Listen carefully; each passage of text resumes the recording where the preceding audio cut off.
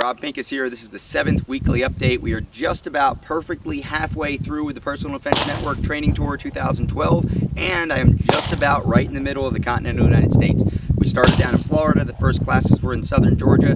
I've made my way to Oklahoma. I'm just outside of Tulsa, Oklahoma at U.S. Shooting Academy, right in the heart of America.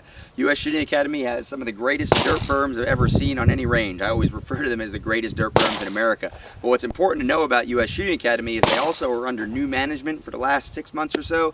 They are really making huge headway here in improving things and making things as best as they've ever been out here at the ranges. It's really cool. The ranges are in great shape. The staff is really up in spirits. There's people all over the place. There's people training down at the range down there over this past weekend while I was running a CFS course. It was incredibly busy. Today I'm doing an APH course. I was up there talking to the management. Things are really looking up at U.S. Shooting Academy, which is a great thing. This is a great facility and I like to see them doing well. The new pro shop is really coming along well. It actually looks better than it ever has since they've opened the doors. So good for them. Things are good here in Owasso, Oklahoma.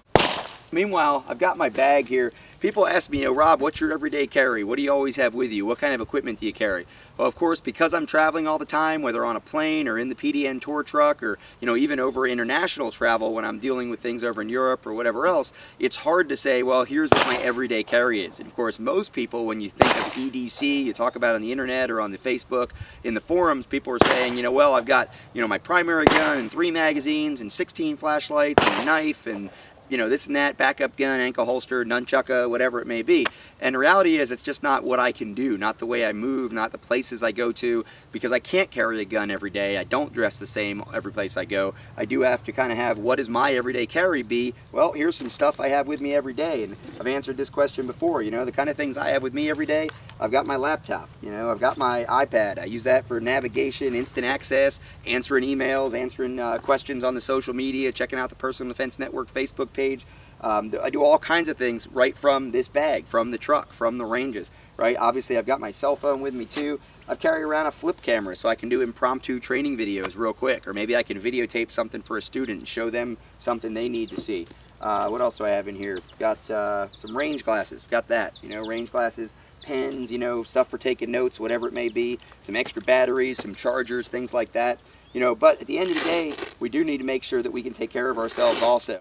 And inside of this bag, which is set up with a nice hook and loop setup, we can take this Ohai holster from CrossBreed, and of course we can get these for any different types of firearms, stick it right in there, close that up, and now when I'm in the vehicle, wherever I am, in the hotel room, whatever else, even if I'm not wearing a firearm, if I can legally do so, I can have this for close, quick access for a defensive firearm.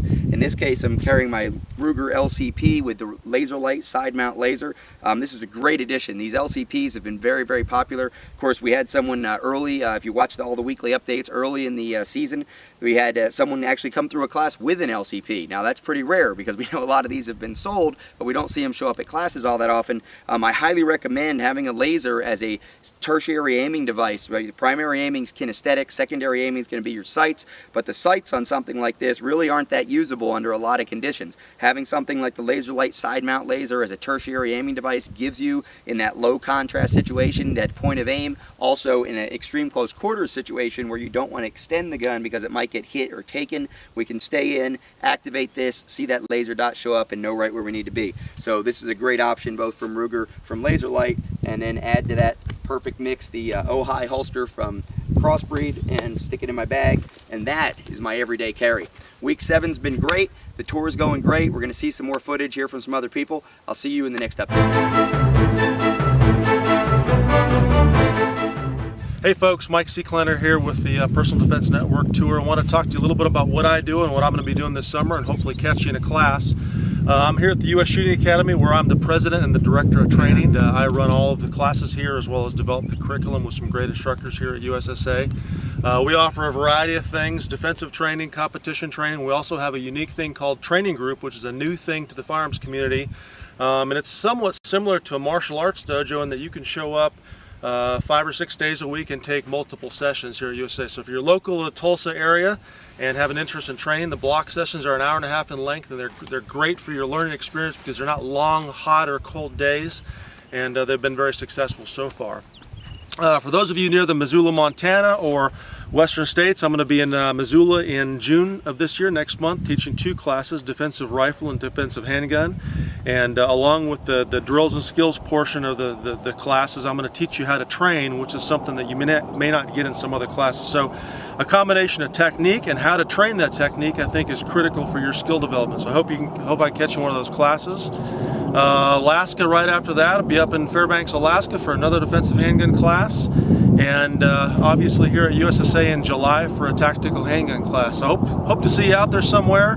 I regularly contribute to the PDN. I think that's one of the best sources of information on the web that you could possibly find. Unbiased information from great instructors. So if you haven't been on the PDN lately, I recommend you check out those articles and videos. And I hope to meet you or see you in class someday. Take care.